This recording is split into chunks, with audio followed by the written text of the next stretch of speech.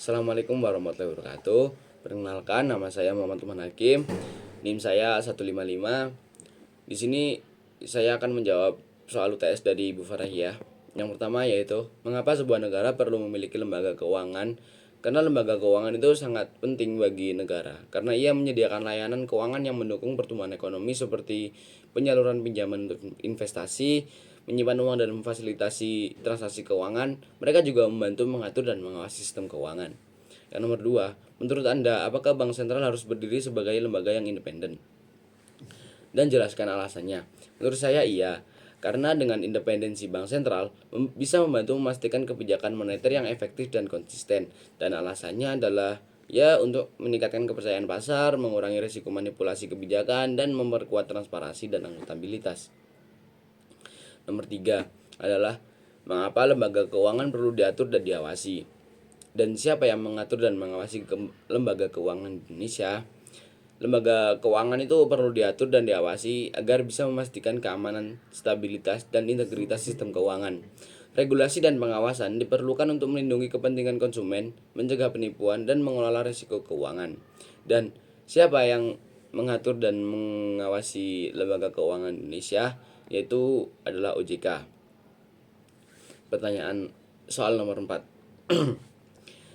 Sebutkan dan jelaskan masing-masing kelebihan dan kekurangan dari bank konvensional, bank syariah, BPR konvensional, dan BPR syariah. Menurut Anda, apa saja strategi yang bisa dilakukan agar masing-masing lembaga keuangan tersebut dapat maju dan berkembang?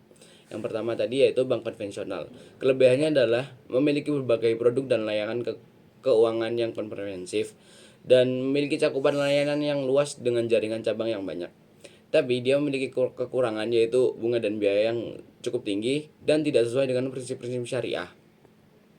Terus strategi kemajuannya yaitu adalah inovasi dalam produk layanan yang untuk meningkatkan kepuasan pelanggan dan menyediakan layanan perbankan digital untuk memperluas jangkauan dan efisiensi.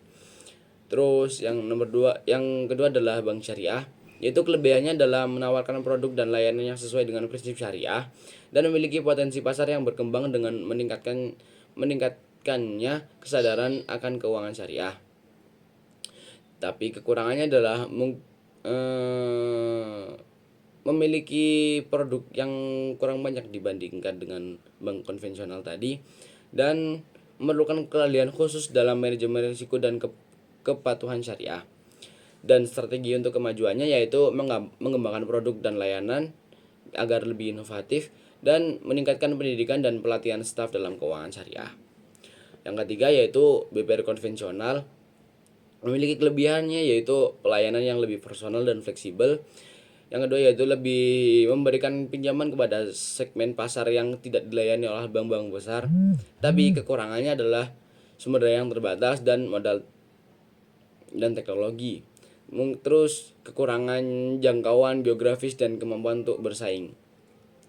Terus strategi kemajuannya yaitu kemitraan dengan lembaga keuangan lain untuk meningkatkan akses ke sumber daya dan teknologi.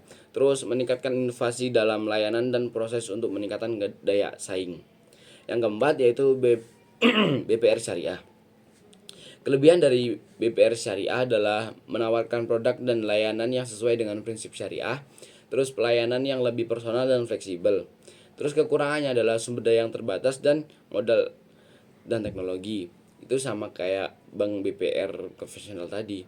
Terus sama juga memerlukan keahlian dan dalam manajemen risiko dan kepatuhan syariah. Dan strategi kemajuannya adalah mungkin bisa berkolaborasi dengan lembaga keuangan syariah lainnya untuk memperoleh skala ekonomi dan peningkatan investasi dalam teknologi untuk meningkatkan efisiensi dan aksesibilitas. Sekian dari saya, mohon maaf bila ada salah kata. Assalamualaikum warahmatullahi wabarakatuh.